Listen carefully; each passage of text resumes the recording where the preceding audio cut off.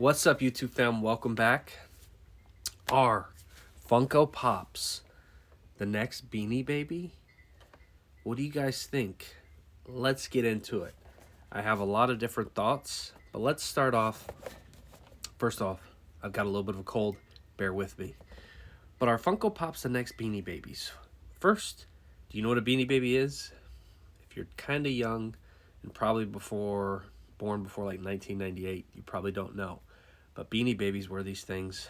They're like little plushy stuffed animals that had a tag. And I may have one around here.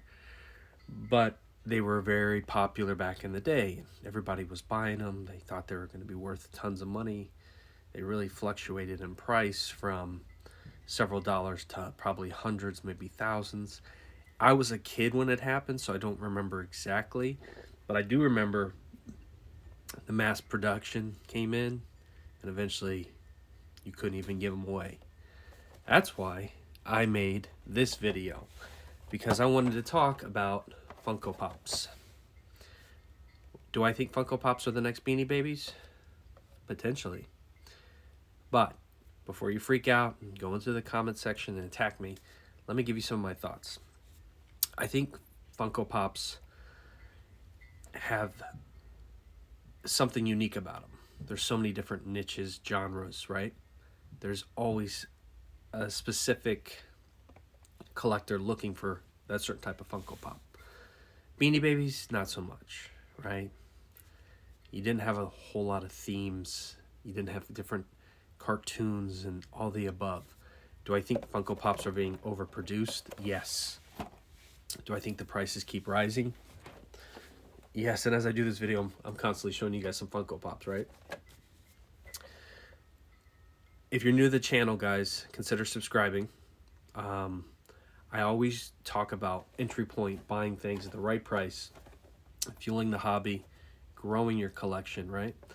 It's important. It is important because if you want to continue to grow your collection and what I like to call the baller's budget, buying at the right price, maybe buying two, selling one. Well, I bought these all I'm showing you for $2 a piece, right?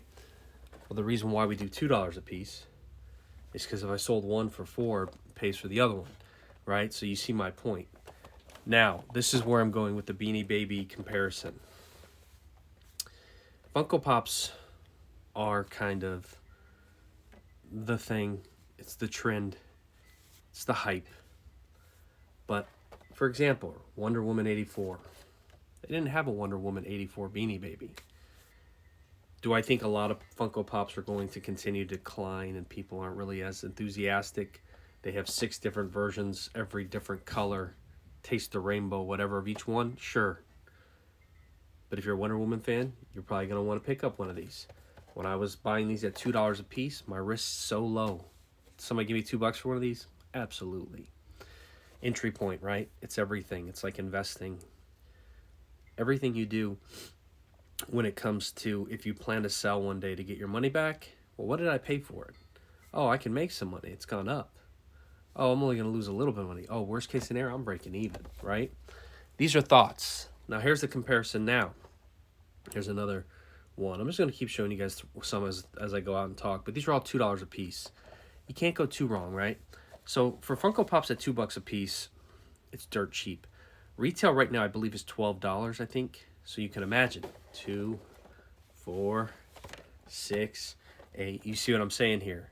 I could have bought a bunch of them. I bought a bunch of them for the retail of one. Now, this is what I don't like about Funko Pops. They do these limited edition things, and they're really not that limited, guys. As somebody who's a collector at heart of coins, action figures, comics, all the above, and who understands limited edition, when I see a Funko Pop that says 1,500 made, yeah, it might be limited compared to this guy. Maybe they made 20,000, but when I look at the price point, I'm thinking 1,500 made, but they still want like hundreds and hundreds of dollars. Those are the people I think should be careful, because that's not very limited. Is there going to be a demand for that character and that figure? Some of the Funko Pops you see, there's like 400, stuff like that. I think those are key numbers. But your entry point has got to be at the right price. If you're getting into a Funko Pop that's limited edition to say 500, but you're paying $1,500 for it, you got to ask yourself some questions. One, am I going to be able to sell this in the future and make a profit? And how much of a return on my investment am I getting? Am I going to make $50 to risk 1,500? I know we're collecting because we want it and we love it, right? But sometimes you got to look at things slightly different, right? And that's how I fuel the hobby. That's why if I bought this at 2 and I sell it for 5 and it pays for the other one, and I put one in the collection for free and I keep repeating the process, that's why we talk about this stuff. So if you're spending $1,000 on a Funko Pop, and there's nothing wrong with that if you really want it and you love it. It's like art, right? But if you're asking yourself, is this an investment? You might want to think twice about that. You may want to consider a different alternative, a different approach. You may want to look for a deal. You may want to have what, like us toy hunters, us collectors, we look for deals on eBay, Marketplace, offer up. But you're on the hunt and you're looking for something that's probably undervalued or priced to sell, right? If you're out there and you're going to buy a used car, somebody's got one that's for sale for $5,000, but you know it's worth $6,000. You're probably going to jump on it if you really like it. That's my point with everything you collect. Now, Funko Pops are unique because of the aspect. I'm a big horror collector. You would have known because I just showed you a bunch of randoms. Horror collector for Funko Pops, right? So like the Michael Myers house here. Here's a perfect example. I've had people wanting to pay me $35, $40 for one of those. And I think I was in closer to 15. So if I sold one for 30 and I paid 15, that's doubling my money. And then I could have the other one for free, right? I'm just trying to bring a little value to you. And the comparison to Beanie Babies, while I think there's similarities, I also think there's some differences. I think certain things are going to continue to hold value as a trend. I look at anime. People love their anime. A lot of that stuff holds well. Horror holds well. Who's to say that some of these niches, some of these themes, genres, 10 years from now, sizzle out, and that $700 Funko Pop that you thought was going to be worth $6,000 disappears? Is there a lot of Funko Pops I think that could be early Funkos that are probably at a bargain, and then you could see potentially a long-term investment on them? 100%. Does that take some time, research, and effort? It does. Now, these are just some ideas, some food for thought, as we all like to say. I just want you to protect yourself. I want you to kind of stay informed. Here's another lot I just sold. Yu-Gi-Oh! 25th anniversary. Guys, here's the stickers. Proofs in the pudding. $2 each. I have a guy who wants to come pick these 3 up for $15. I paid $2 each. I'm going to take the stickers off, of course. 25th anniversary.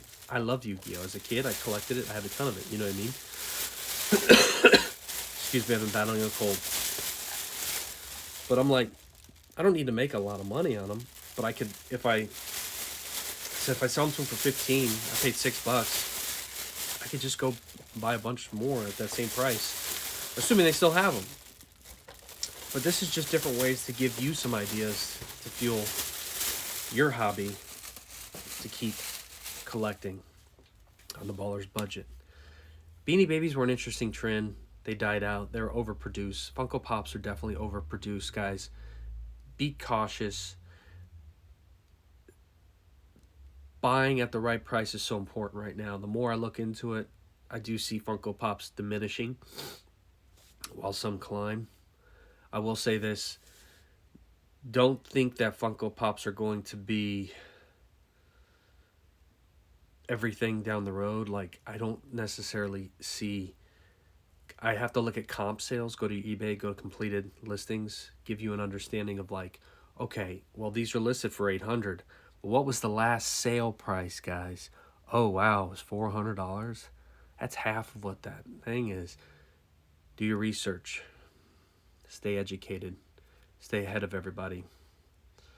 But most importantly, if you are in, think of some ways to maybe buy and sell, flip a few. You see what I'm saying? Free up some extra money so you can keep building. I do want to dive more into the deep end of higher end Funkos. And I look at limited edition supply shock and I think 1800 made is not very low. And you're trying to get like 900 to 1,000 a piece. I don't like that. From a guy who collected coins and understand mintage, if the demand is always there, then of course you're going to say, wow, that's going to do well. When I look at some of these really low end Funkos that are like, not low end, lower limited edition, I call it mintage in the coin world, but there's very few made. And I look at the perspective like, okay, 400 is low, right? Because there's tons of Funko Pop collectors. But then what price tag justifies a 400 made Funko Pop? And then they can come out and make another one that's 400 and then just change his color on his arm, or, you know. So just stuff to think about. If you're new here, guys, I'm always going over different types of action figures. Marvel Legends, I just picked these up. I love the old school stuff. All types of Funko Pops is new to me. I do like them, and I really love finding deals. So if you're into that kind of stuff, you should consider subscribing to my channel. I'm going to show you another Funko I just picked up. Speaking of horror theme. You know, this was just fresh out the box. But this is another one where I paid like $5 for, guys. I probably could sell for $15. But here's the thing. Looking for deals is not easy either. I've done it most of my life. But you do it because it allows you to have some freedom, right? If you can make a little money, then you have the luxury to go buy some other things. And you just flip your way into cool stuff. You know, I have $1,000 action figures myself. I really do. And I have over 1,000 figures. I'm growing the pop collection with the same mentality. I sold $50 last week in Harry Potter. But I want to take the money and buy more horror Funko Pops for my collection.